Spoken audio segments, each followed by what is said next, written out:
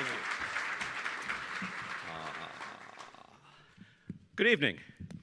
It's so nice to be back here in Kansas City. You treated us so beautifully when we were here 2 years ago, and it's nice to be back in Kansas City. Your ball club's a little better? Yes. Saw you in the playoffs last year. That was nice. At this point, 2 years ago, you were still in, Daniel, what you call the rebuilding process. And now you look a little more rebuilt and ready to go. And an exciting ball club and a very baseball-y ball club, too. And I'll talk about that. As Eric mentioned, I got into analytics, what was then Sabermetrics, just because I loved baseball. And I liked thinking critically. I liked thinking logically, and I was able to see how that operated in baseball. And then after I was developed in my thinking about how it worked in baseball, how it worked in the rest of the world. And I think baseball is largely a microcosm of the larger world in that it's physical, it's cerebral. There is an attachment between data and the physical world. It's not exact, but it does represent something. The world is largely too large to really know and master, but you can master your own process. All these things that you learn in baseball can then be applied to the larger world. I talked to Eric Ward, who's been terrific with me these last few years, and it's delightful to be here again. Eric, thank you so much. And I told him, fly me out of LaGuardia because we can't fly out of Newark Airport. They have one air traffic controller there. Now, sabermetrically, that doesn't make a lot of sense to me. Also, their air traffic controller, their one air traffic controller is not in Newark, New Jersey. He's in Philadelphia. Yeah, so you know this. Now, it doesn't seem to make sense to me either. So again, if we could just get the logic of baseball into the wider world, I think we'd be much, much better off. What also fascinates me in the world of baseball is finding answers hiding in plain sight. That there are things that are right in front of us that could be the answer to what we're looking for. And it's right there, but sometimes you're just too close to it. This year, did you notice a thing called torpedo bats? Like, why not bring the mass of the bat, instead of building all bats the same, to put it exactly where the hitter normally strikes the baseball? Seems like that makes sense. It took us 120 years to get there, but here we are. Now, did it change the game dramatically? No, it changes a little bit. There's a lot of different sort of hitters, and I'm sure our panel understands this better than I do, but there are certain hitters where, given their swing and the biomechanics, where I think it usually is the smaller player, the shortstop, who would have a better shot at hitting the ball on the inside of the bat and be able to show more power with the bat, as opposed to using it as kind of a sledgehammer where you're bringing the big weight down. But again, just a small thing, and suddenly the Yankees are hitting 5 home runs in a game and leading off with 3 straight home runs, and you're like, hey, what are they doing? It's torpedo bats. The rest of the league will then follow. The other thing, we're going to be talking about pitching injuries. Brad Penny is here. He works with the Team USA Under-18 team, and you know, pitcher injuries still a major scourge in the world of baseball. And I've spent, the last 15 years at Major League Baseball Network, constantly thinking about what can we do to stop pitchers from getting hurt. Everybody seems to need Tommy John surgery. This year at the Saber Analytics Conference, we had Dr. Glenn Fleissig give a presentation. And I went to dinner with Dr. Fleissig the night before he gave the presentation. He said, I have a pretty good bombshell I'm going to drop. Do you want me to tell you over dinner, or you want to wait till tomorrow? I said, no, tell me over dinner. I want to know right now. He's been doing studies. And again, if you're up on baseball, you know, velo has increased. Stuff has increased, right? The average fastball, Brad, when you broke in, was the average fastball about 92 miles an hour? 92, 93. It's now up around 96. If you throw 90, 91, which is a real fastball, again, you'll strike guys out in high school throwing 85, 87, but you don't get a whiff if you're throwing 91 now, breaking in. You've got to throw harder. It's big-time fastballs, guys hitting triple digits all the time, but our UCL, our ligament in our elbow, even if you're Brad and you're 6'5", 270, it can only get so strong. You will blow it out throwing that hard. So what can possibly be done? And now we know the incentive structure is such that No matter what we say about, hey, there's a science and there's a craft of pitching. You don't have to throw that hard. You can dink and dunk. You can mix and match. But we know, the kids know, you're lying to us. You want me to pop the mitt. So every kid, 10 years old, 12 years old, he's making his high school team. He wants to make the travel team. He wants to get a college scholarship. He wants to get drafted. He knows what you really want, and you want him to pop the mitt. Throw harder stuff. Dr. Glenn Fleissig at the Sabermetrics conference tells me, and then goes out there and tells the rest of the world, we've been using a heavier baseball. We've done studies with a baseball 1 ounce heavier. Also, we've studied things with a baseball 1 inch larger in diameter. And it takes a dramatic decrease in the torque that is demanded on your UCL. Dramatic change in torque, lessening of torque on the elbow. And I'm thinking immediately, and he's like, no, I know that sounds crazy. I'm like, no, that sounds like that works, right? Immediately, if you don't have NFL quarterbacks blowing out their elbow, because if you're throwing a football, already I'm tensing up my shoulder, you're throwing it with larger muscle groups. You're using your hips, you're using your legs. So if you're throwing a baseball 1 ounce heavier, that could be the answer. And I thought, my God, that's right in plain sight. Guys now who are throwing baseballs now, who practice, throw baseball, right? What do? They throw a heavier baseball. They're training constantly with a heavier baseball. What if we used a baseball that was 1 ounce heavier in Major League Baseball? That could be the next big thing. Maybe it takes a few years. It has to be tested. But again, something that, wow, we've been talking about this for 20 years. Maybe, there it is. And the one last thing, and then I have some things to show you, and then we'll bring in the panel. Think about how we measure defense in baseball. We measure defense. If I'm looking at Bobby Witt, I think he's +8, an ounce above average. If you look at the Stackcast stats, fielding run value, I think he's about a +6. By the end of the year, that means he'll be around, +15. That's elite. That's if you're a 0, you're league average. So Bobby Witt at the end of the year, if he's +15, that's elite, one of the best fielders in baseball, which he is. We then will add up everybody's individual score. And if we're looking at, hey, how are the Royals on defense? We'll add up everybody's score, and that's the total, and then we'll rank them. And, oh, look, the Tigers are here, the Royals are here. Cardinals, I think, are #1 in baseball now. But how are we measuring that? Individually, and then add them all up. Is that how defense is played in baseball? No, it is not. It is not played that way. And we do not measure team-coordinated defense. And I've seen ball clubs, Padres 2 years ago were an example, where individually, everybody can kind of play. Together, they're no good playing together. They don't do it. Your ball club can do it. Your ball club now, that's what I call being baseball-y. That on top of that, how we measured team defense, and we're not actually measuring team defense, but we're measuring individual defense. On top of that, and Brad's well aware of this, coaching the under-18 team, we are now in an era where we are absolutely developing elite, fantastic baseball machines. These kids from the get-go, again, they're not playing basketball, they're not playing football, they're not wrestling, they are playing baseball. And there is, I didn't know this until a few years ago, there's a thing called pitcher only, right? That means that kid travels the country, he's a pitcher. He doesn't play shortstop, he doesn't play third, maybe he doesn't even field a ground ball in his life. He pitches. He's a pitcher.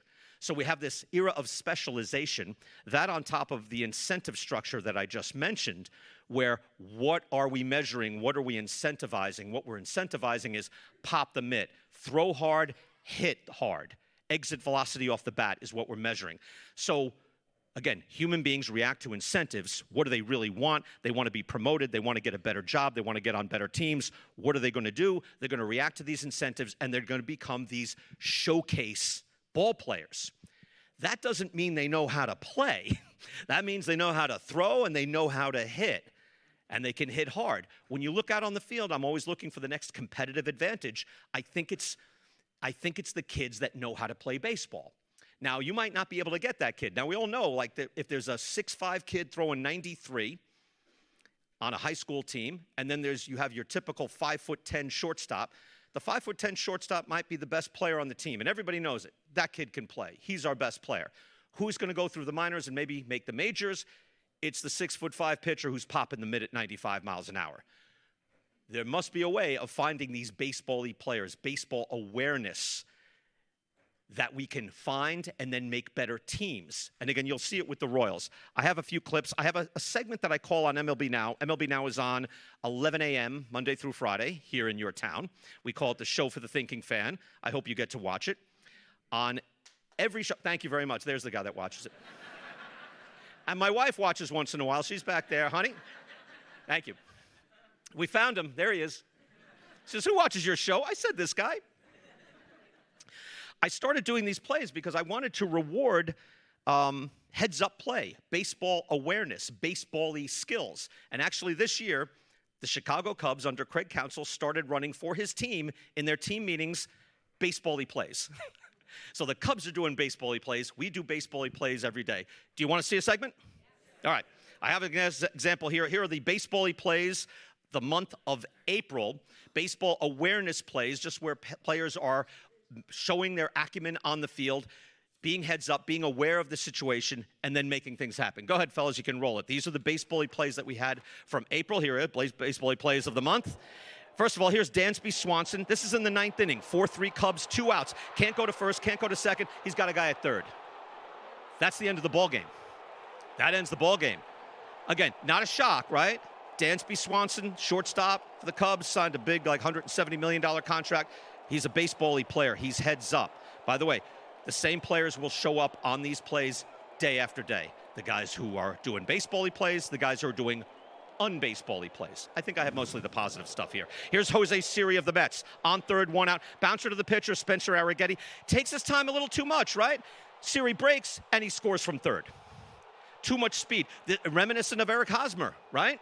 Hosmer broke on the Mets. And on Lucas Duda, David Wright looked him back to third, and then he took off and he ran. I was there at the stadium at Citi Field when Hosmer did that exact play, and the stadium just gasped because we didn't think it was possible to break and go to third base. Siri scores on that play. All right, next baseball-y play.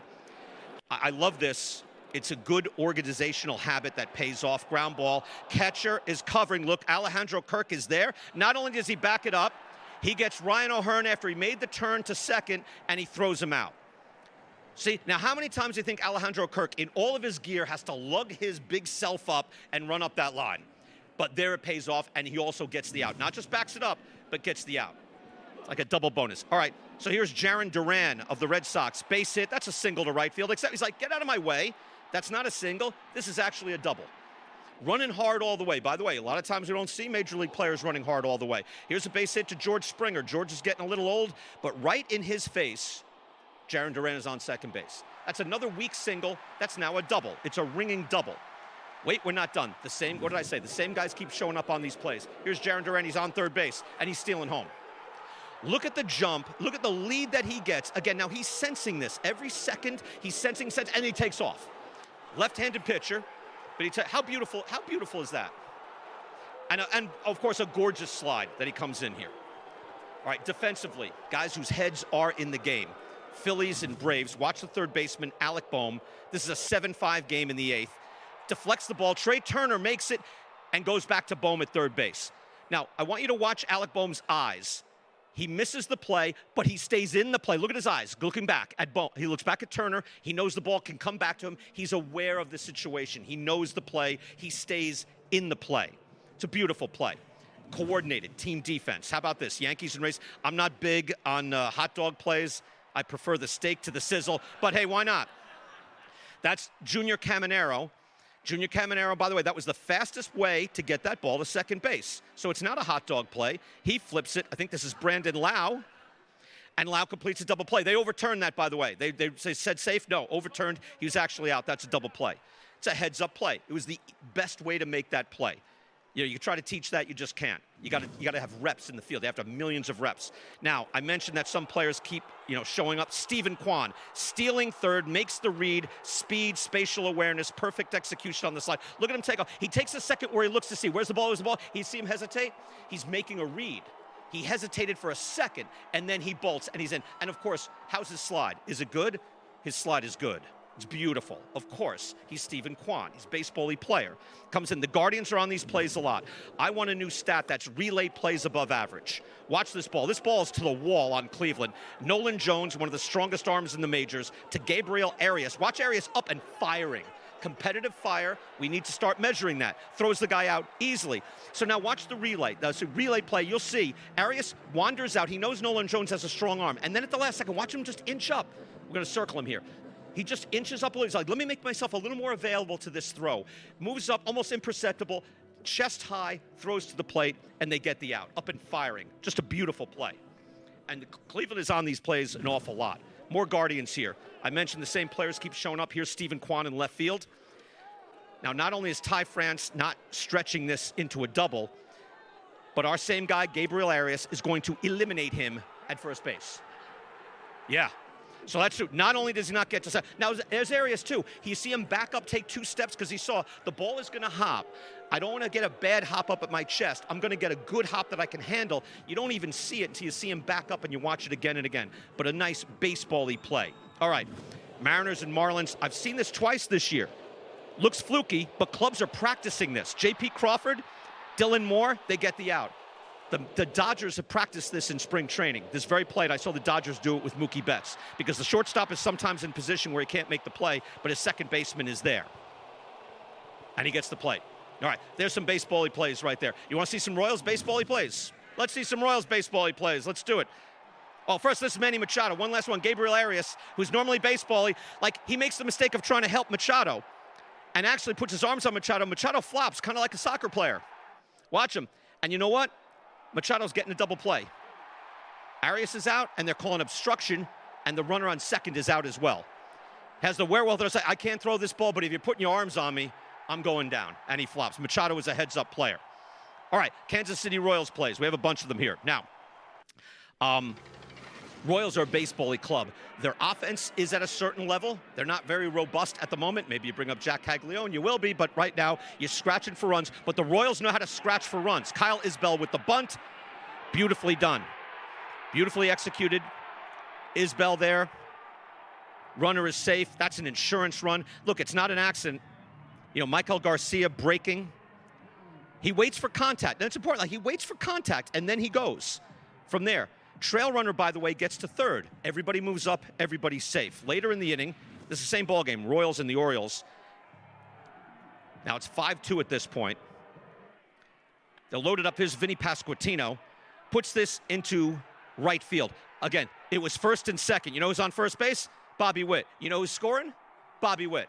Happens all the time. How is he scoring from first base? How did he get that far? You know how many times I'm watching plays like, how did he get that? Is that the guy from second? Nope. That's the guy from first. Bobby Witt is always running, isn't he? Bobby Witt's the fastest guy in the sport. That helps. But he's always running. Also, the Orioles, where's their cutoff man?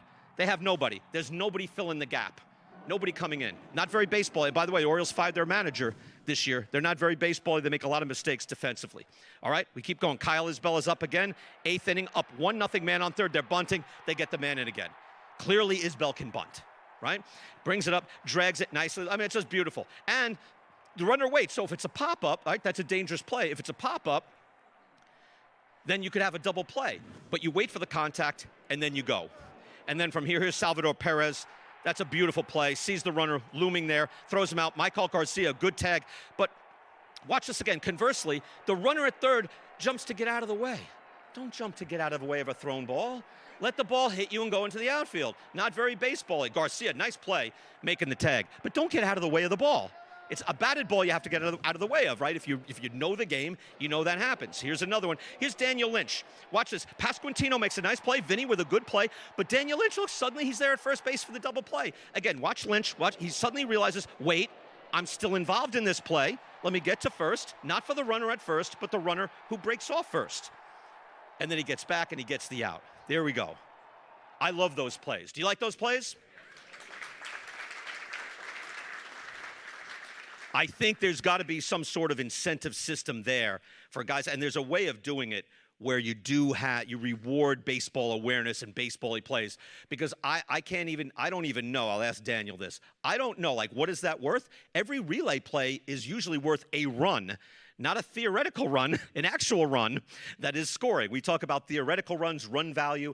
The run value on a guy who's trying to score, run value is 1. It's 1 actual run, and it counts. I look forward to, even when I talk about this with ball players, I say, we're always talking about this, If you find a way to quantify it, then you have like, hey, defensive, again, I said relay outs above average. How good are they coordinated? And I'll see certain clubs when I go to spring training where they will be out on a field. You know, a lot of teams you'll see they're out on separate fields working on individual work.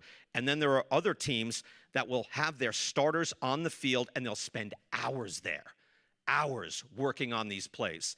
And it really works out. All right, let's bring out our panel. We have a very good group to speak of here, and we're going to talk about the modern analytics and where we are right now. A lot of it, player development, biomechanics, a lot of sophisticated things. Again, you speak to a major league pitcher these days, it's like speaking to an engineer. It's gotten very sophisticated. Game planning that you see. You can see it with your own Royals pitching staff, right? They know what they're doing. You have a whole club that is overperforming. It's not an accident. There are things behind it. So let's welcome in our first panelist, 14 years in the major leagues, two-time All-Star World Series champion. He won Games 1 and Game 5 of the 2003 World Series. He's now the pitching coach for Team USA 18 and under club. Let's welcome up Brad Penny.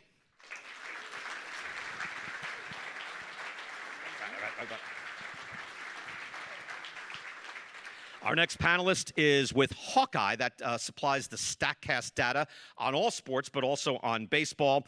She also worked previously with the San Francisco Giants. She is a biomechanics expert, senior product manager now for Hawkeye, Emmy Ogren.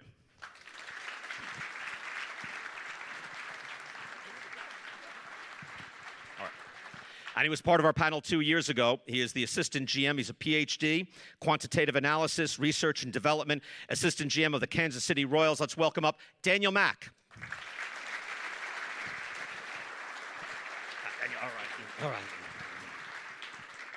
All right, Daniel, give me something on Basebally Plays now. What about the baseball awareness and the plays that guys can make?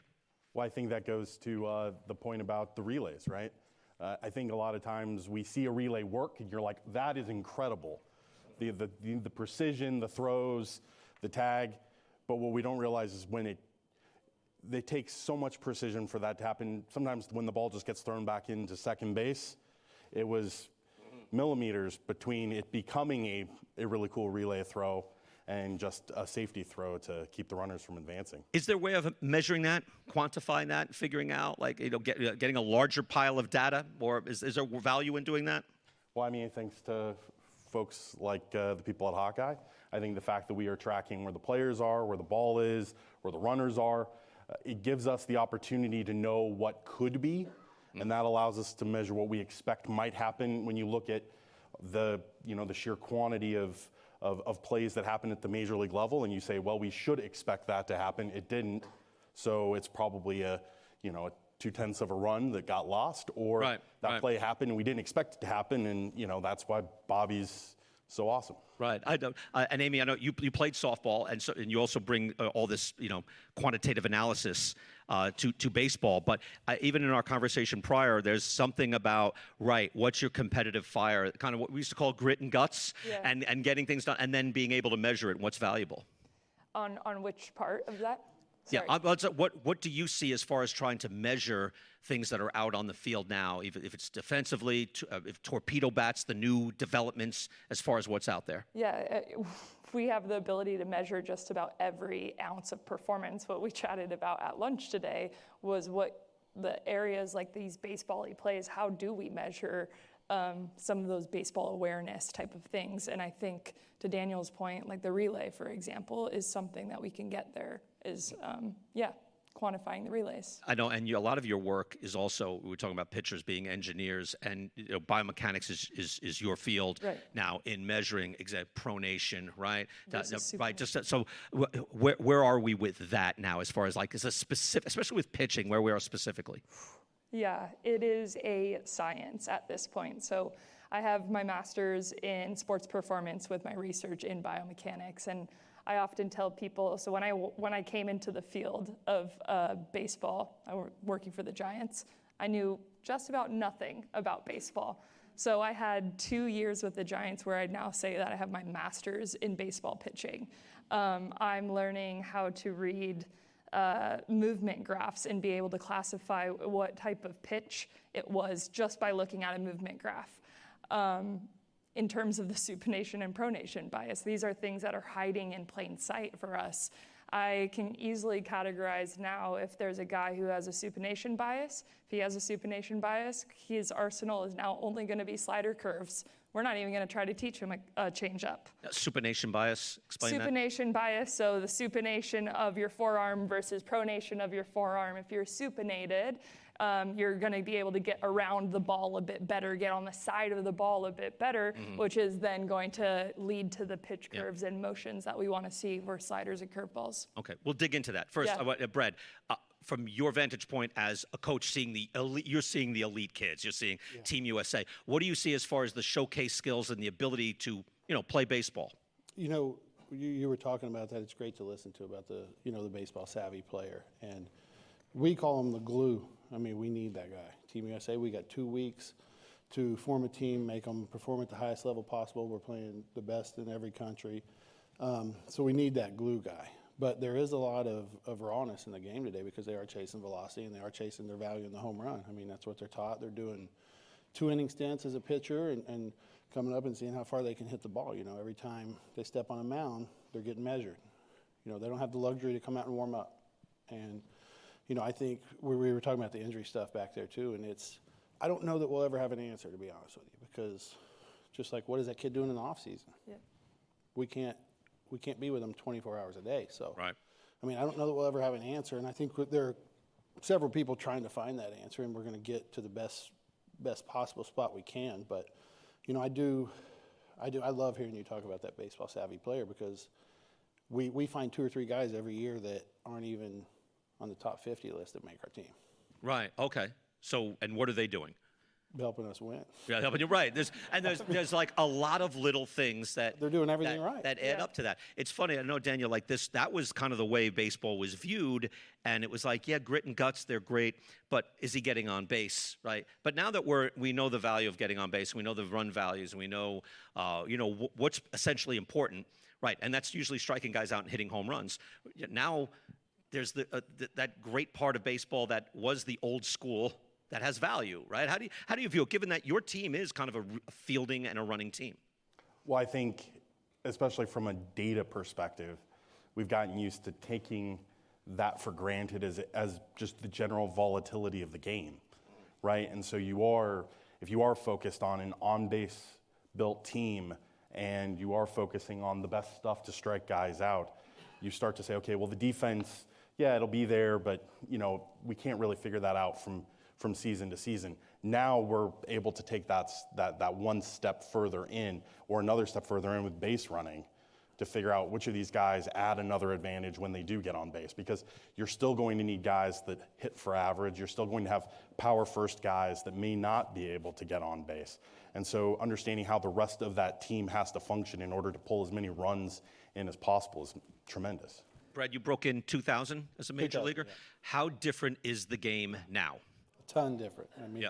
I could have used Amy, in my career, but it's a ton different. I mean, you were hitting on the velocity, and I still catch these guys because we're short on bullpen catchers sometimes, and they're throwing so hard, it's crazy. I mean, every one. How hard did you sit? I mean, what did you throw? I think when you're talking about average fastball velocity, I think one year I had the highest at 93.9. 93.9. Was the highest. And that was a from the high starting level pitch. fastball That in was the major leagues. highest Wow. average fastball. Yeah.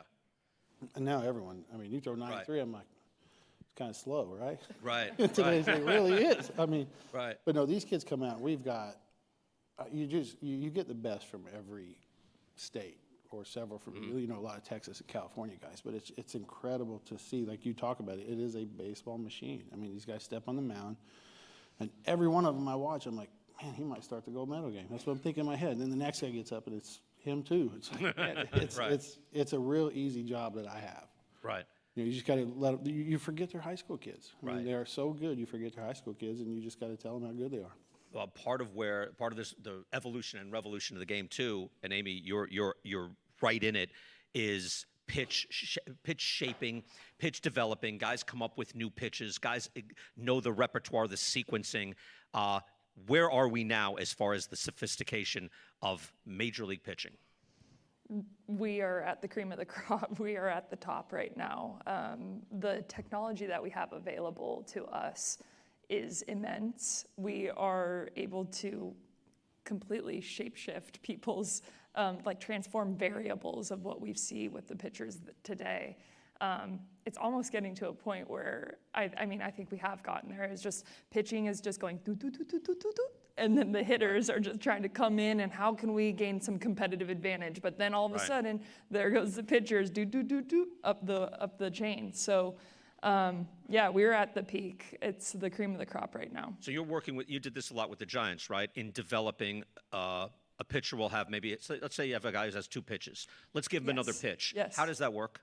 Yeah, so we were chatting about this, but tunneling is a big deal right now. So I'm looking at pitchers who have pitch motions that may be the opposite of each other. So I want to see a guy have an amazing hammered down curveball that's just absolutely plummeting.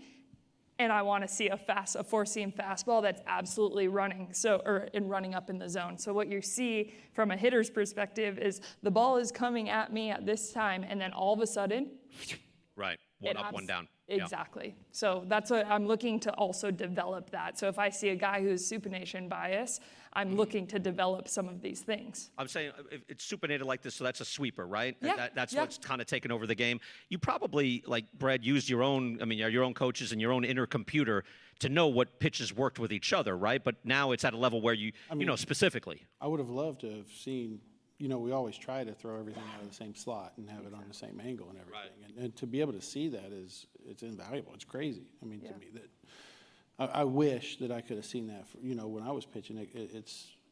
It's crazy how much success you can get from all the stuff that these people do. If you just put your trust in them. I mean, that's where we were talking about when she was breaking in was not a good time because you have the old school guy who's like, beat it. Like, I don't want anything to do with Totally. this. But if you really pitchers were among the first, though, to say, okay, this is in my own self-interest. Well, yeah, I think I'll do this. Yeah. Yeah, but you still will have those traditional guys who are not interested in some of the technology that's going on. I think now that we're at an era, when I broke into the industry, it was 5 years ago, and it was quite different than what it is now. I haven't met anyone who's like, oh no, get out of my bullpen, Amy, I don't want you here. Right. But 5 years ago, I had coaches who were like, scram, get out of here. Right. By the way, the Kansas City Royals have the #1 park-adjusted ERA in all of baseball. What goes into that? Like your guys have a clue as to what they're doing. What is you've called it a pitching lab? What is it your pitching operation does, Daniel? Yeah, I think, our Major League pitching coach, Brian Sweeney, refers to it as a team, right? And it's the assistant pitching coach, it's the bullpen coach, it's multiple strategists, R&D supplies and analysts, our performance science analyst is there, but together they're approaching the player both from what are they capable of doing using, biomechanical information? What do we know that pitcher is willing to accept, right? As a person, right? As a player, when are they ready to try that pitch? Because if they don't have conviction, you're not going to get results. And then on the back part of that, how do we help them game plan to be as successful as possible with what they possess? Where do they need to go in the zone? How do we need to attack a hitter tonight? And how do we also make sure that the catcher is prepared to help that pitcher through their outing, whether they're the starter or they're coming in the 7th and they're facing, pinch hitters? How often are you talking to a guy? Like if it's Bubich or Cole Reagan's, like how often is a guy coming in talking to your team? Well, I think we're really lucky. Our pitching staff is also very curious. We're not going to push information on anybody. I don't think that ever gets you anywhere in terms of convincing them to make a change. But we produce a lot of tools and a lot of information at a variety of levels of what people are able to consume, so that they can grow at their own pace. But those guys come to the pitching leadership, the pitching team, our R&D analyst quite a bit because they're always trying to look for a new advantage. And you said a word there that I think would resonate with you, Brad, too, is that conviction, right? Oh, sometimes a mediocre pitch with conviction can be a great pitch. Tell us about that, like what you learned about what you learned will work when you're on the Major League hill. Well, when you say conviction, when I'm calling pitches for these kids, I tell them, don't be afraid to shake because if you're not convicted in what I'm calling, don't throw it because it's usually not going to work out. I think conviction's everything when it comes to pitching. And I also want you to tell him about the pitching machine that I wish I would have had. He's got to tell you this pitching machine. It ties into this. And yeah. So we have what's called a traject. A lot of major league teams have it at this point. It's an incredible pitching machine that shows the pitcher through their delivery, kind of shoots it out of the machine and can adjust to create their repertoire. And hitters take reps against these guys before a start, for example, or you're getting ready to face one of our guys, Cole Reagans. You could step in there and see it. What our pitching leadership did, what Brian Sweeney, Zach Bove, what our pitching coaches did was they took our pitchers and put them up there so that they could actually also see what they look like. Okay. Right? And I think that helps them understand how good their stuff is or what might be working for them and what might not be working. It's all trying to help them build conviction in what they're throwing or help them understand how they might need to change. So you've seen, it's amazing, Amy, so maybe as a backup for people who don't understand, how much are we seeing as far as release point, velo, shoulder load, hips? So tell us about what really you see and how you work on the biomechanics of a pitcher. Yeah, so I think everybody here probably knows about Stackcast, and you see what's output on Stackcast. That's the output that you're seeing, but the input from that are 12 cameras around a stadium that are actually grabbing the data in 2D, triangulating it in 3D. And some of the tracking that we're seeing is we're doing ball, bat, center of mass for all the players, and then there's also 29 anatomical locations on the body that are being able to do full skeletal analysis on every player on the field. So in terms of the data that is capable, we talk about Kinematic Sequence, for example. I feel like that's one that's hiding in plain sight. A fan might look at that and say, wow, that guy has a really smooth delivery. Well, I'm looking at that and saying, okay, well, I know his angular rotation of his pelvis is transferred energy from the ground all the way to his pelvis, then into his torso, into his shoulder, into his elbow, into his arm, or into his hand, and releasing the ball. So the amount of data that we're capturing right now is on a scale that is almost mind-boggling for the typical fan. So if there's a sequence in the chain then that you just described that's not working, how do you react to that? If you see something is not quite right, or is it not right, or is it the way the pitcher pitches, or how do you adjust to that information? Well, I think from our perspective and our performance science group, it's about understanding what they tend to do, what their norm is, right? Our bodies all work a little bit differently. We have different restrictions. And so you have the idea of what the perfect mechanics look like or the perfect swing. But some people will swing like Aaron Judge, and some people will swing like Hunter Pence, know, and the thing is they both make it work, and knowing when that's going good for them and when it's not going good for them is when we have the opportunity to help make a change. I worked with Mitch Williams, wild thing, years back, Brad, right, from back in the day. But his thing was exactly what Amy was saying, was he'd say, he's not staying back. And that's staying back. So you must have been aware, even again, your size, your velo, when your mechanics were right. Was that intuitive? Is that something you studied? I knew exactly what my stride was. So before every start, I would walk it out, and mine was right at 6. And if I was a little short, I knew I was off. If I was a little long, I knew I was off. But it's about repeating my delivery. And when you're asking him your last question, everybody's so individualized, and all the information they have, they take the good and the bad, and they say, let's eliminate the bad and work on the good, right? I mean, it's so awesome to see and have that available for each pitcher. Let's don't do this anymore. It's not working, but this works really well for you. Right. I want to ask about some of the new things that are out with Stackcast now. And again, Hawkeye is supplying the data for Stackcast. Amy's working with Hawkeye. And this might be old hat for you, Daniel. You've seen it, but it's now publicly available. Swing speed is a big thing, just to see what the swing speed is. Also, angle of attack is new publicly. What is your angle of attack with the bat? Foot stances, is now publicly available. It's on the Baseball Savant page if you ever want to look and see what a guy's stance is. And again, it can be dramatic improvements made depending on where you're standing. And then also the kind of the latest thing is dropping your arm slot, right? So any of these things appeal to you, or have they been in the majors and now they're just getting out to the fans, Daniel? Well, I think it's happening much, much faster. There used to be probably a couple-year run where the data would be pretty exclusive, and then you start to see it go out through Stackcast, Savant, places like that, and now it's a lot smaller. So our reaction time to it has to also kind of meet that. I think that data tells us a lot about the types of hitters we're also dealing with too, right? So we have to make sure that we are educating ourselves and also educating the player, because if everybody is searching for elite bat speed, you miss the Luis Arises of the world. Right. Absolutely. Doesn't have to. A lot of the that. trailers are very good hitters, but bat speed is something, especially with a young player or a guy who's an older player, right? That can tell you an awful lot as far as his ability to keep on playing at a high level. Is that the case? Well, I think it does tell. Once again, you build that norm around what that player is or what that player has been, and I think it helps tell a story about where they're going with their career and what, if any, changes might need to be made to help them extend their career.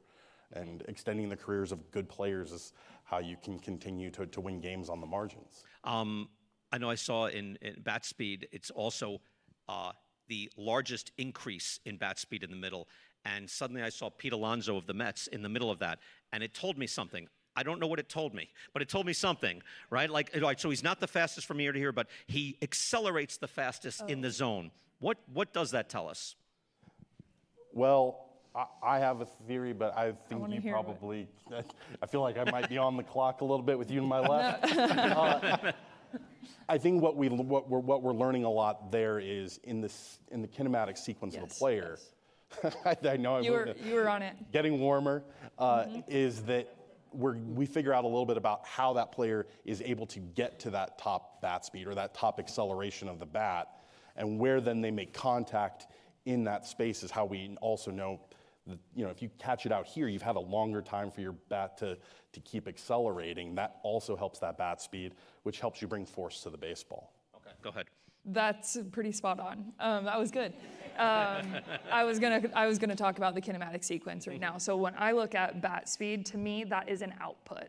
I, as a biomechanist, am interested in what's the input, what has gotten to that point to get to the bat speed, and all of it comes back down to timing and angular rotations of some of our joints. Everything is basic physics at the end of the day. The amount of energy that I put into the ground then puts back onto me. So staying down in the zone, or staying down or grounded into your pitch. Same thing with the hitting. So I'm looking at how can I effectively get the force from the ground and transfer that all the way up to the bat. And at that point, he must be transferring his energy at a certain different point than maybe other people are. Right. And that key point is important. So it's sort of like those battle ropes in weight training gyms. You want to see that flow of energy go from one segment to another, and then at the perfect timing, boom, it's at contact, and all of that force that you generated from the ground is going right back into the ball. Brad, when you were facing guys, you would know, I know Pedro Martinez, I had conversations with him where he knew, I know this guy is hitting, I know the way he's standing, he can't get to this, or he can't do that. So, right, this is extremely sophisticated at this level, but I'm wondering if your inner computer would be telling you that when the guy was standing Absolutely, and their swings in batting practice will tell you a story. If you just pay attention, I mean, you can see if a guy is getting jammed off of a BP pitcher, then he's probably going to have a tough time with a pitch in. But yeah, you could definitely know. And we weren't near as far along as they are, but we at least had video, so we could see what people didn't like and couldn't hit. But yeah, you could watch. I mean, and it was different every day. If the guy was a little more tired, or those seasons are long, and you could definitely tell and know where you should be throwing the ball.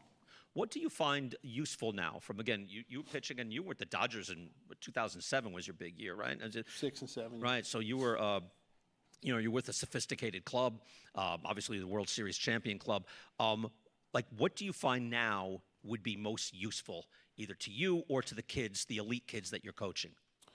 For me, at the 18-year level, the biggest thing that I look for when I have to go win next week is swings and misses in the zone, because I truly believe that anyone can get swings and misses outside of the zone. Okay. The swings and misses in the zone tell a huge story.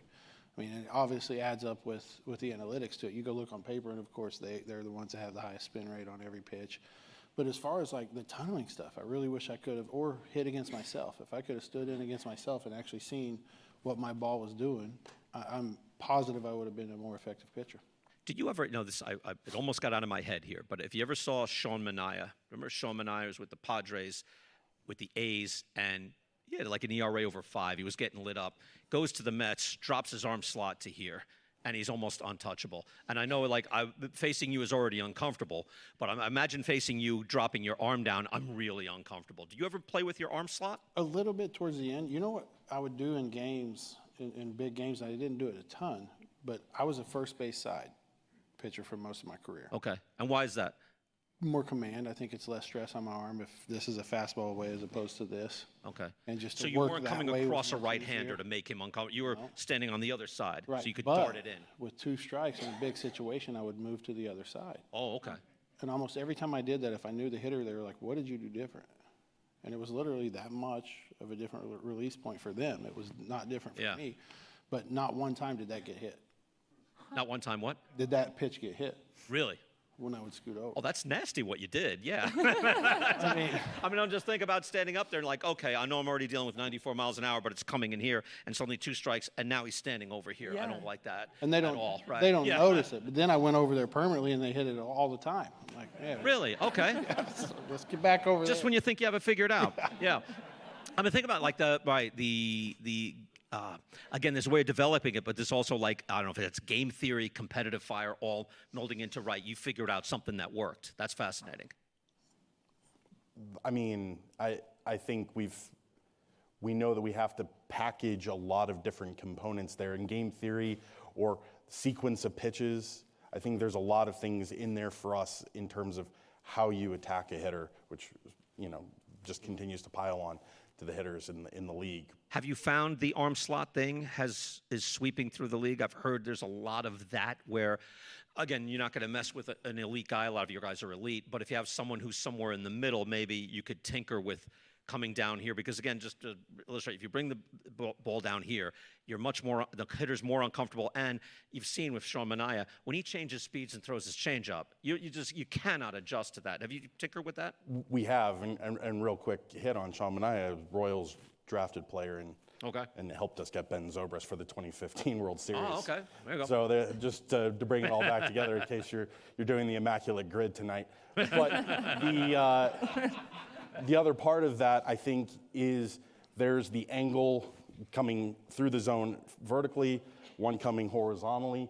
Moving on the rubber helps build that different angle. Totally. And if you bring that back to biomechanics for a second, certain hitters, their swings are going to have to meet that ball at a different spot in space.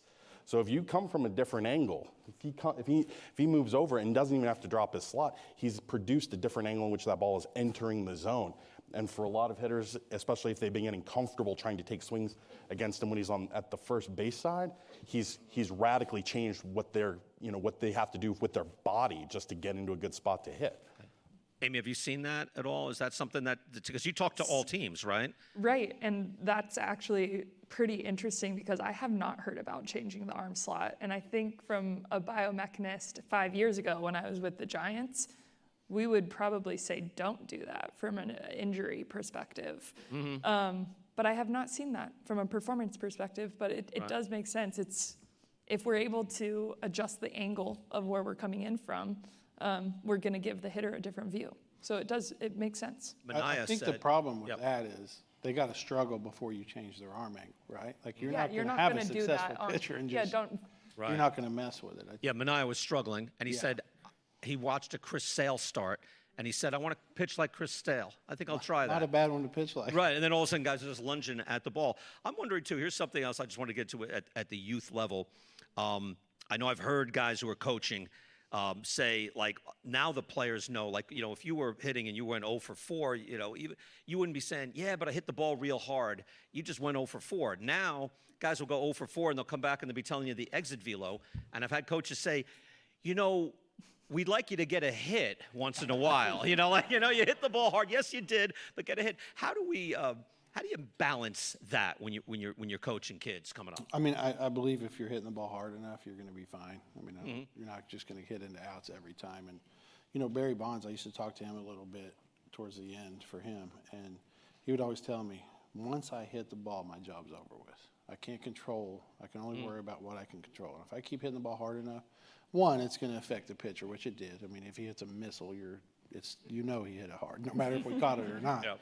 But two, you have no control over it. So it's, when you hit it hard, but I agree with you. I mean, at some point you do have to get hits, and there are several people that I've seen come through, and I'm interested to see where they go, because they were the guy that hit the ball hard and never got a hit. And I don't want to say any names up here, just don't want to put the names out there. But there are guys on my radar that I'm going to see that athletic as can be, hit the ball hard, but never get hits. Right. You see, because now I will notice when, especially with defensive positioning, you can't shift as drastically, but you still be positioned.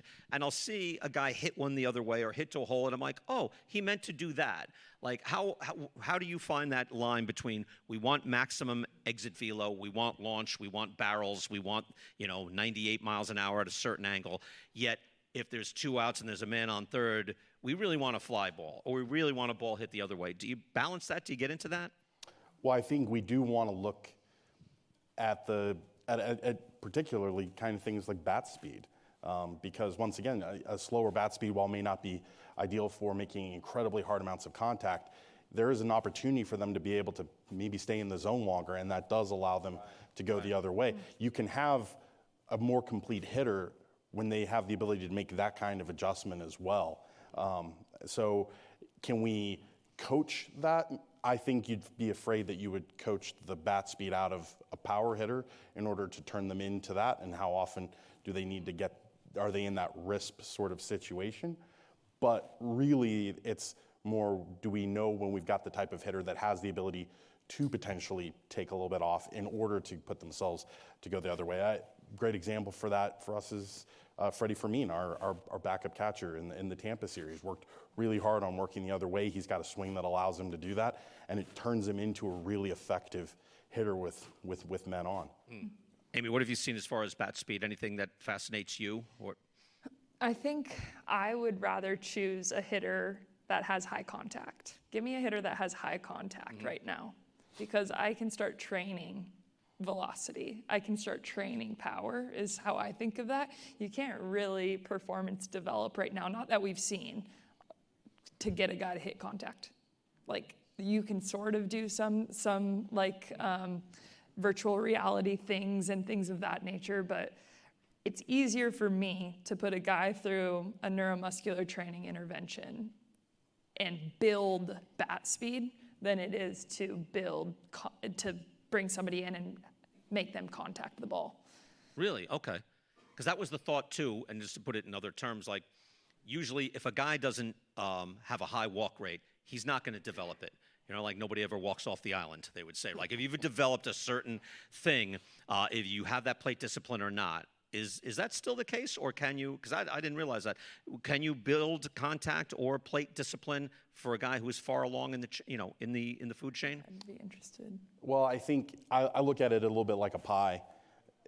Obviously, a vast majority of your ability to make good swing decisions, to find your way to a walk, is your ability to understand the zone, to control that zone, and part of that we know is sort of cognitive hardware, and that gets measured through the combine. There's a lot of people, a lot of vendors out there that are constantly searching for ways for us to better understand that. But there's two other pieces of that. One I'm very convicted in, and one that kind of lives as a hypothesis in my head. The thing I'm very convicted in is I do think there's an element of preparation, right? If you have pitchers that have very specific tendencies, you can help the hitter at least eliminate something from that repertoire. And by doing that, you probably provide an opportunity for them to take a few more pitches, and that can lead to a walk. Is it going to radically change that? Probably not. But on a night-to-night basis, I think you give some hitters a better shot. The last part of it is reputation. And reputation does drive guys that are maybe intermediate chase hitters to accumulate more walks, because their reputation means they just see so many more pitches out of the zone. And by doing that, that's another way you might see walks go up. That's interesting, the way you put it. What are your thoughts on that, Brad? See you nodding there. And I think it might help with contact. If you can eliminate something that I did really well, which to get them to chase a ball, if I'm going strike ball, and you can eliminate that, it may help them make contact. When you guys are talking bat speed, I think in my head was Miguel Cabrera probably wasn't a bat speed guy. I mean, to an extent, top level. But he did keep his bat through the zone long enough, and he hit the breaking ball. Matt Holliday jumps in my mind. You could blow fastballs by him all day. How do they have such good careers? Like, I mean, you know what I'm asking you, because, I mean, how do you, I mean. Well, no, I think Miggy might live in a different world altogether, because it might be elite bat speed and staying in the zone, And just playing through the zone for a fairly long period of time. But I do think, you're looking for the guys as when you're talking about hitters trying to walk, it is trying to eliminate the pitch that that they have very little ability to get to, right? You talk about having a split, right? It's, maybe, if you've had a stretch of 5 starts where your split has been out of the zone a lot, it's just don't swing. Yes. You look up. Yeah. You're focusing up and trying to eliminate everything down. Of course, that might be the start where you start to locate it, and then They come back all to up the creek. But We're going to have a Q&A. I'm enjoying the conversation here, but we're going to have a Q&A, so get your questions ready. And I think we're going to have some microphones out there at some point. Yeah, in a few minutes. I want to let me go into this, and Amy, you start. Where are we 10 years from now?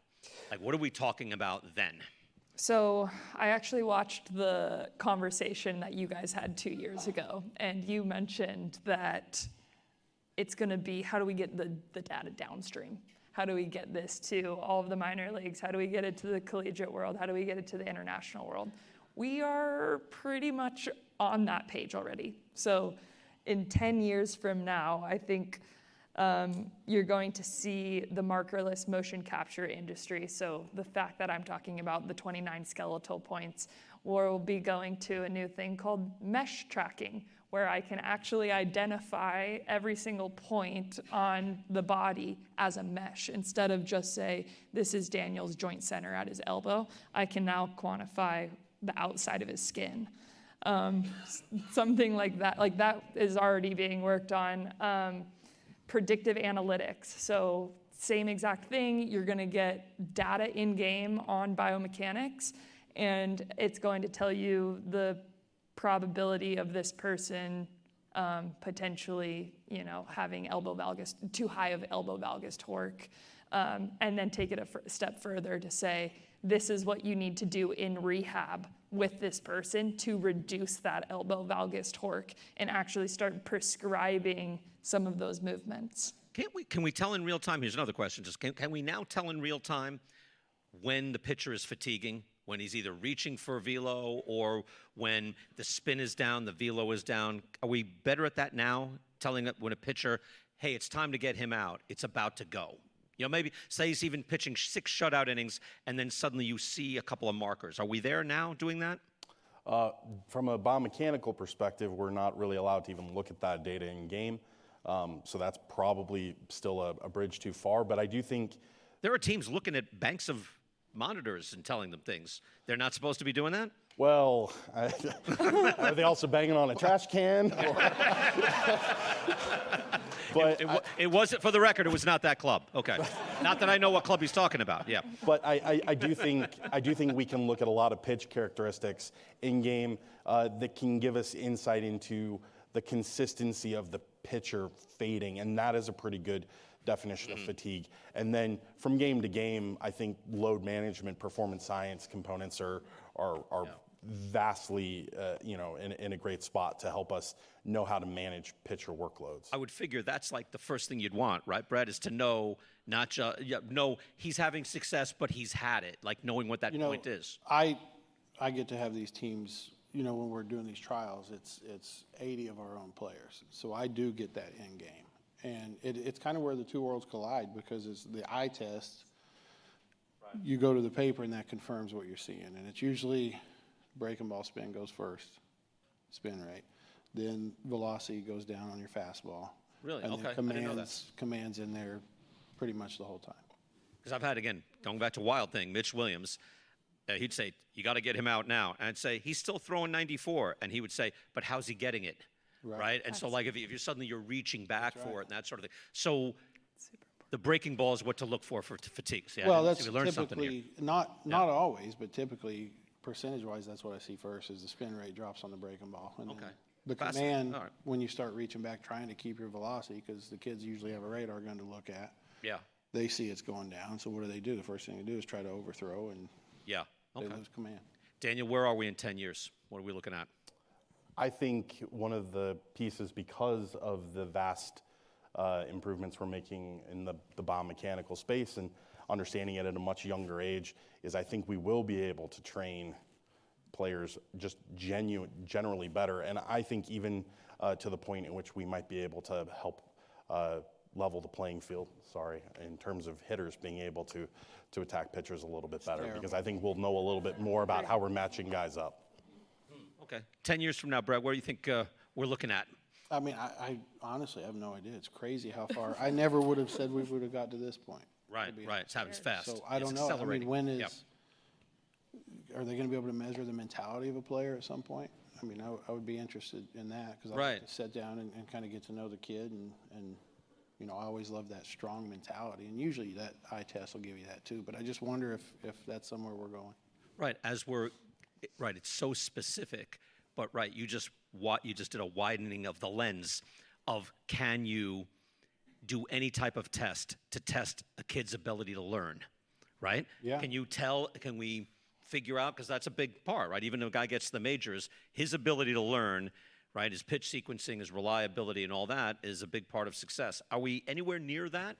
Well, you know, I think our behavioral science department spends a lot of time, especially at the amateur level, you know, collecting data that unfortunately you have to do some longitudinal studies on, because you collect it on a lot of amateur players, but you need them to get to high A, you need them to get to AAA, you need them to get to the majors, and then you need them to perform well at the majors. But we are collecting things about cognitive hardware, we're collecting things about their behavioral traits. You can't get away from talking with coaches.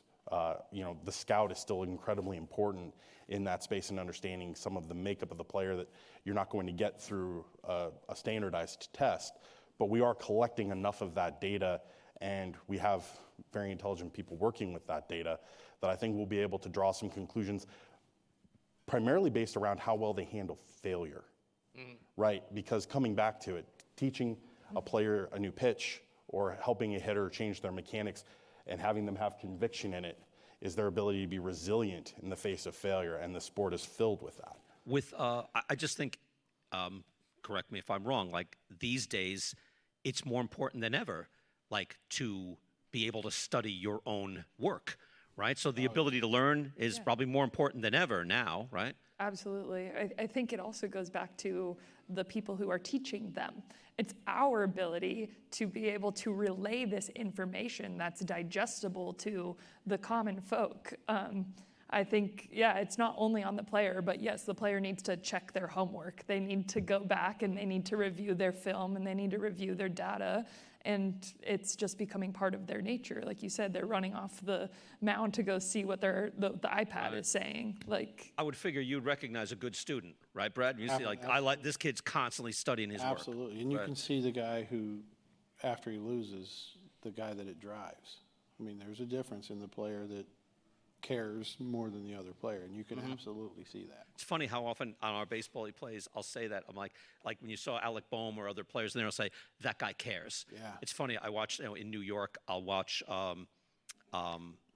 Luis Torrens, the catcher. It's funny, just like some obscure backup catcher, right, for the Mets. But you'll see him, like if he makes the playoffs, you'll see that guy cares, right? You saw Alejandro Kirk, he cares to get himself up, run over, back up that play and all that. Again, back to that, as you say, you have a behavioral science department. Okay, I didn't know that. So what are we looking at there as far as guys who care, competitive fire, and ability to get better as a player? Well, once again, and not to belabor that point, it's their ability to deal with adversity, overcome adversity, and part of that allows them to, in the middle of a play, be able to tune out things that are happening. So that Alec Boehm play, I mean, that's an original mistake by him, right? But he's able to see past that to be able to be aware of what's happening around him. And our behavioral science department is looking for those players. We have Melissa Lambert, who is in the dugout with our coaches and our players, who's there to help them, work on ways to be and continue to be mentally prepared, mentally, aware of what's going on around them. What is her position exactly? She is, I think, You put me on the spot to remember a title, but director of behavioral science, but mental skills, Okay. Mental performance. I think mental performance, Dr. Maid will kill me if I call it mental skills, mental performance in the dugout. Okay, that's fast. You know what? That's incredible.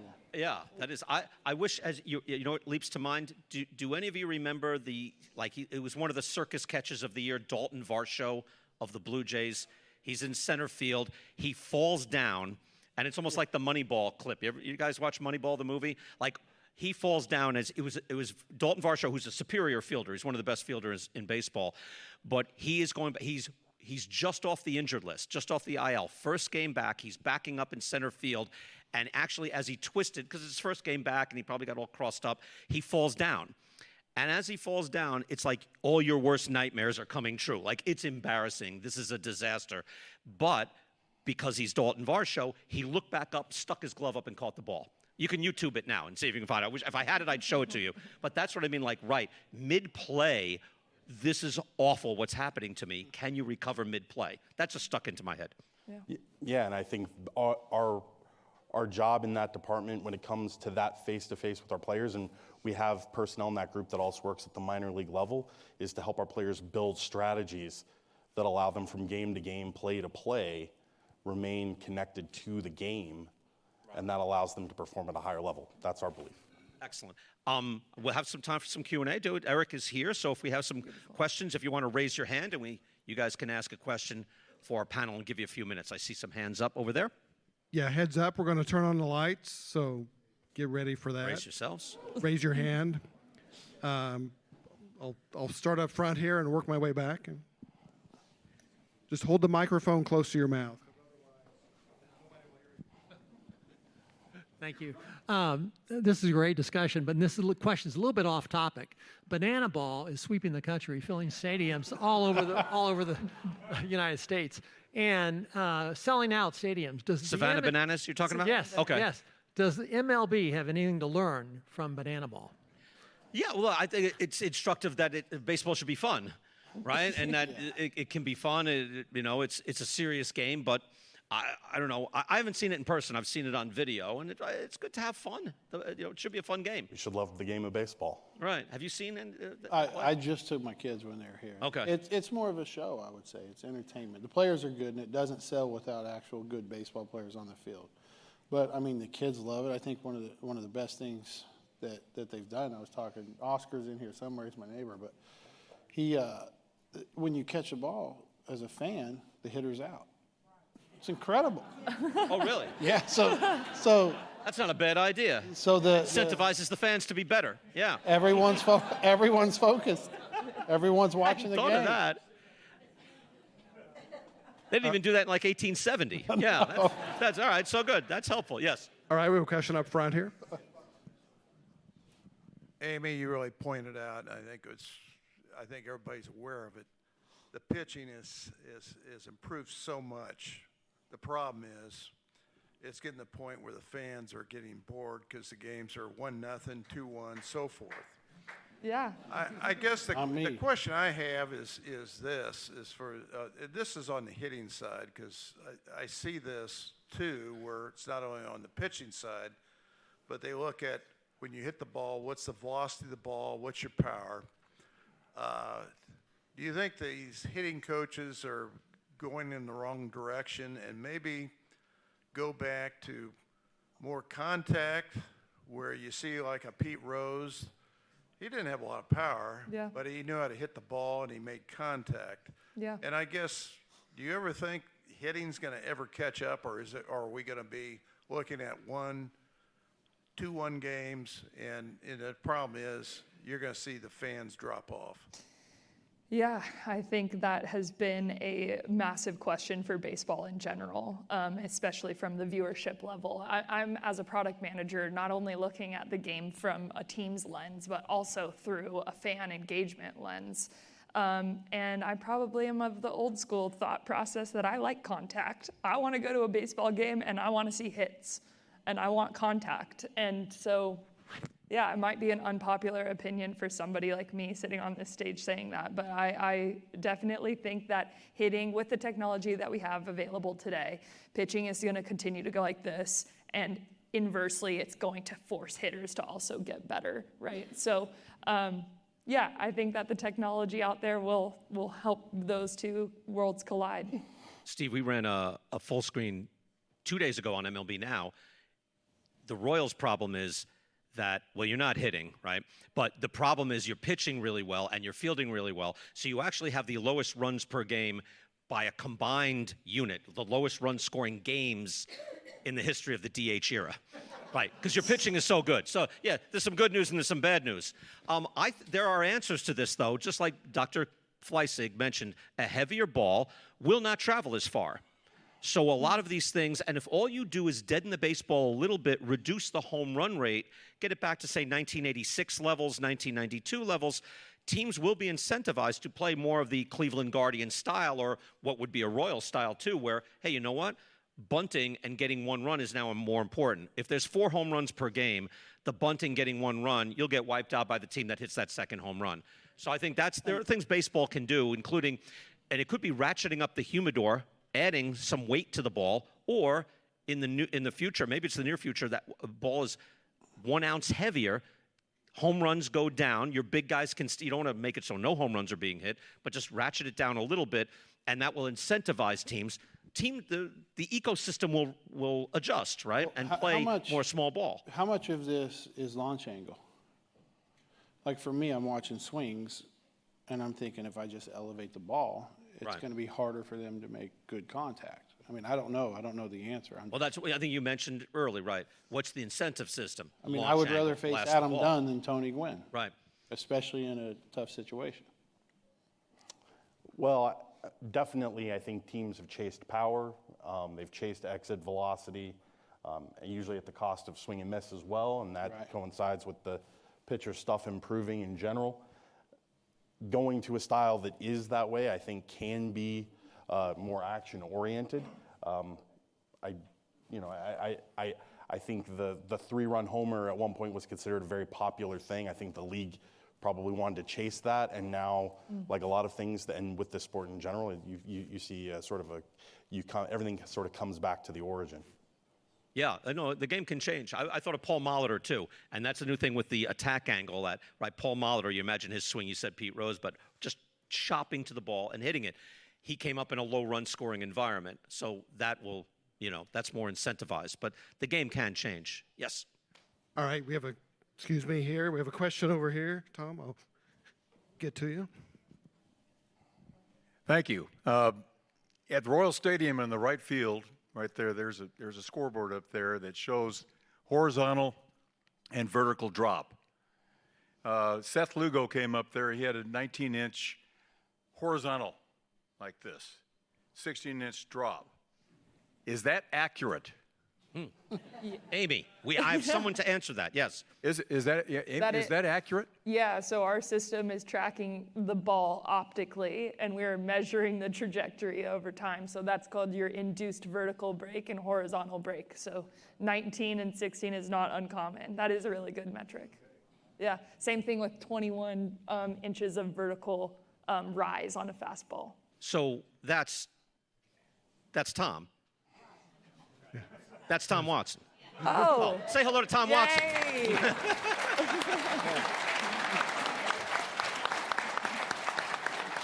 Let me equate this to golf. Yeah. Golf, literally golf. In the era right now, it's getting into the biometrics without a doubt. Right. I'm not using it. I'm using the TrackMan, which is that's what we use. But they're using a lot more than that, as far as spin rate, launch angle, Yeah. and smash factor, things like. There's a lot more to it than that. But I'm old school, man. All I care about is club head velocity, which is going down. Is it? And I need some Oh, advice on how to make it go up. By the way, that I believe, if I'm not mistaken, 8-time major winner, 6-time PGA Tour Player of the Year, Hall of Famer Tom Watson. Tom, thank you. Yeah. I didn't know you were here. We're honored to have you here, Tom. Thank you so much. And so much when the torpedo bats came into play, there was so much talk about golf and how it ran. So many ball players play golf, not as well, but talking about exactly that, like where's the mass and where are you actually hitting it and how it's traveled. Did you see any of that, Tom? Can you go back to Tom for a second? Did you see, what are your thoughts on that as far as, because again, you're schooled in the mass and the acceleration. What were your thoughts on torpedo bats when they changed the angle of the bats? Well, you know, we went from the small-headed irons and small-headed drivers to the large-headed drivers. And there was a study done by the USGA that purposely hit the ball 5/8 off the center of a 460 cc driver, and versus the old wooden-headed driver, and they hit it 5/8 off the center. What was the loss of distance when you hit it 5/8 off center? With the large driver, it was 5 yards. With the old persimmon driver, it was 49 yards. Oh wow, less forgiving, yeah. So technology with Yeah. clubs has really made it easier to play the game, and it makes it more fun to play the game without a doubt. Doesn't matter to me though. Tom, thank you. That's true. Great to have you here. Thank you. Tom Watson. Yeah.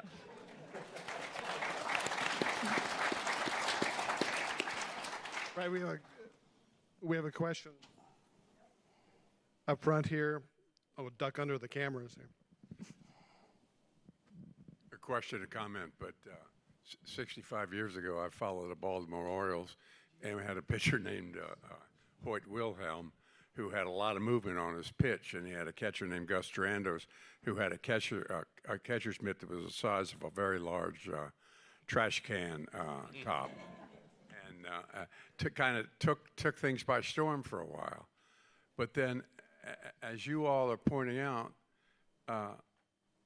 you adjust. Everybody adjusts to what the need is, I guess. And people, I mean, are there that many more pitches people can come out with? I mean, yeah, there seems to be. I have wondered why there aren't more knuckleball pitchers. Yeah. Like why we haven't. He was Hoyt Wilhelm amazing. threw a knuckleball, yeah, right? Yeah, he was. Well, I mean, that's a hard pitch to adjust to, I would think. Yeah, I wonder why we don't see more. You know? Yeah, it's definitely a really tough pitch to hit, and then the 60-mile-an-hour fastball they throw looks 90. Right.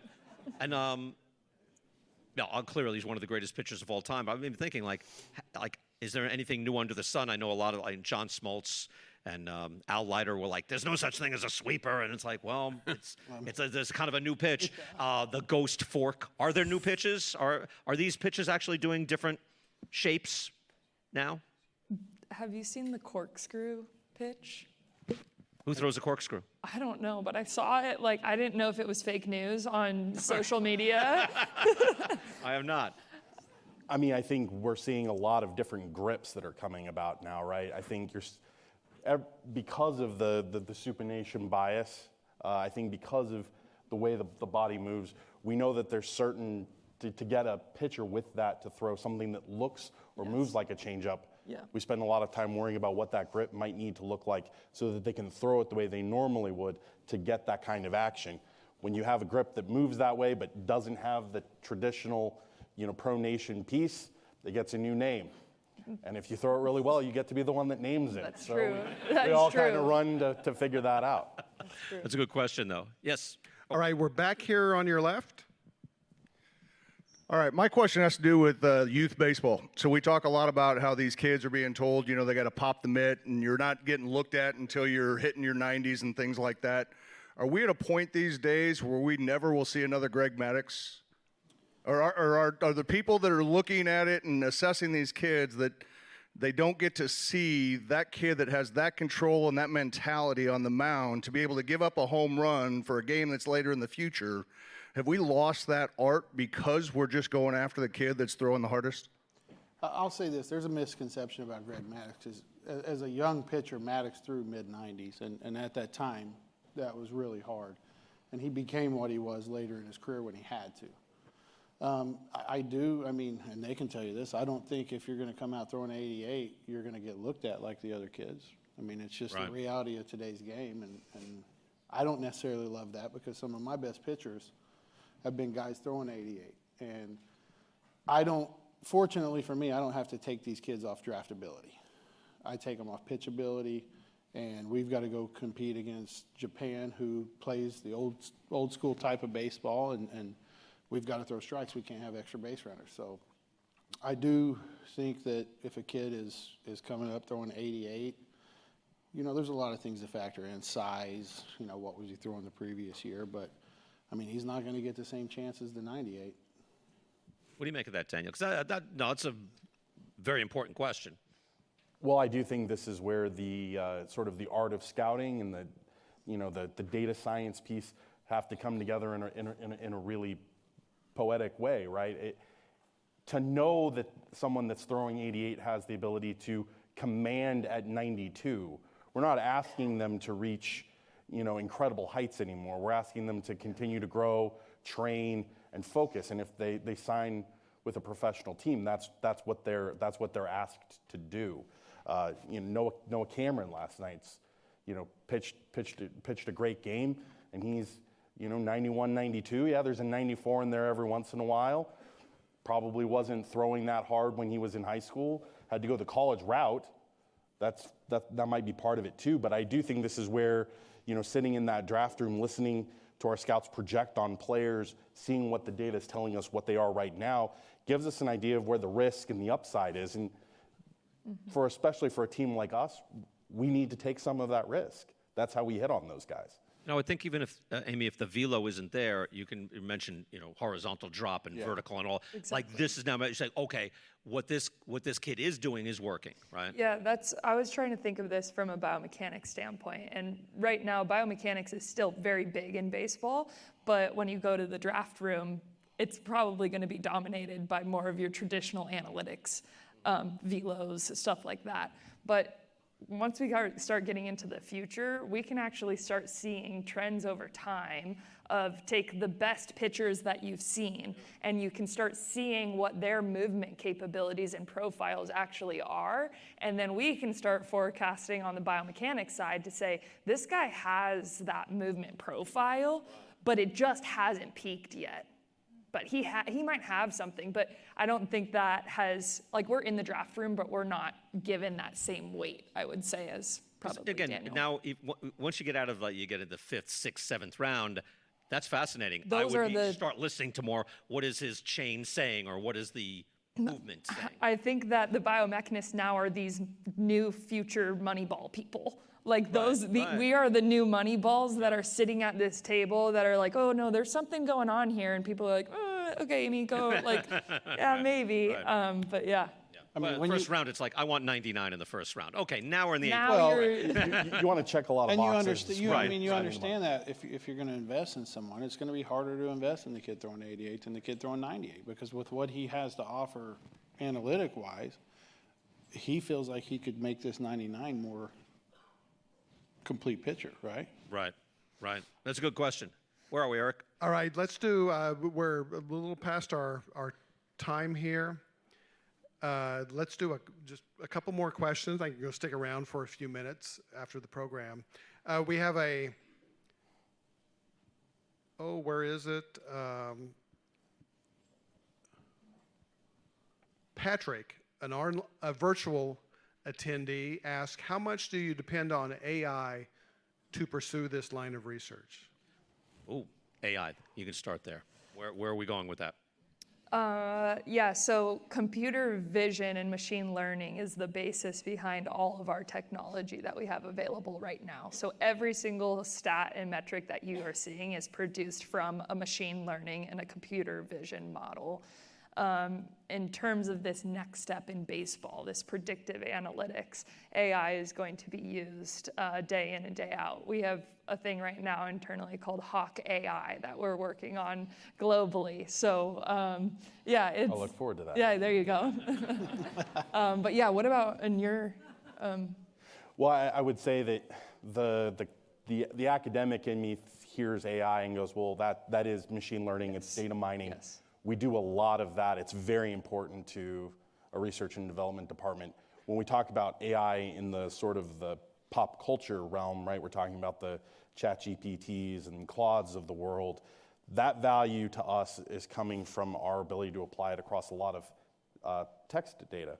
You know, we have scouting reports that go back to 2000, and our ability to extract information that may be in lots of text that we want to be able to use in order to help scouts or better understand player trajectories is something that I think you can see that particular AI be applied to. That was a good question. Go ahead, Eric. All right, let's make this our final question. Well, now I have a lot of pressure. You're the closer. Let's go. Bring it. Are you able to look at old film and sort of come up with the secret of the biomechanics of classic pitchers from the past, like the curveball of Sandy Koufax or the slider of Steve Carlton? Yeah, so there's technology available right now that does exactly that. It takes in video from the past and sort of tries to do 2D imaging and machine learning on it to then be able to speak that same language. Yeah, I thought of Koufax too. The other Dwight Gooden would be nice to go back and see what. Right, there are certain pictures that are aesthetically pleasing for, and it must be a reason. Right? Yeah, there's something that's there. Yeah, that's what the whole thing is. Like the normal fan says, yeah, that's a smooth delivery, and now we're able to quantify that delivery. Well, again, first of all, you're a delightful audience. It's a pleasure to be here. I know our panel feels the same way. Brad, Amy, Daniel, thank you so much, and thank you so much, everybody, for being back with you. Thank you. Perfect. Nice. And thank you for attending tonight's program. Visit lindahall.org for all of our upcoming events. Thank you, and have a great rest of your evening.